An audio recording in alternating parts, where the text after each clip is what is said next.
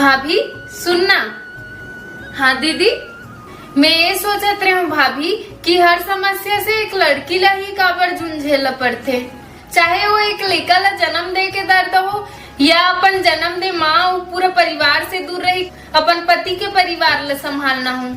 नहीं दीदी, ऐसे नहीं है कि पुरुष मन ला कोई तकलीफ नहीं होए, वहू मन ला तकलीफ होते, बस उमन अपन तकलीफ ला बता के कोनो दुखी नहीं करना चाहे दीदी। और हाँ दीदी, मैं मानतो कि एक लड़का ला जन्म दे के दर्द ला वो जन्म देवैया माँ ही जान सकते, पर हाँ दीदी वो समय पुरुष के मन में भी उतना ही डर रहते कि मोर पत्नी और लड़का दोनों सलामत रहे कही के। सही बात, एक महिला के अपन परिवार से दूर होए के तो सिर्फ महिला ही नहीं दीदी, एक पुरुष भी अपन परिवार से दूर हो जाते बिहाव के बाद।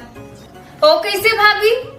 मालूम दीदी, मोर पापा कभू अपन माँ से दूर या नहीं रह रही से, फिर जैसे ही बिहाव हो अपन परिवार ला संभाले बर हम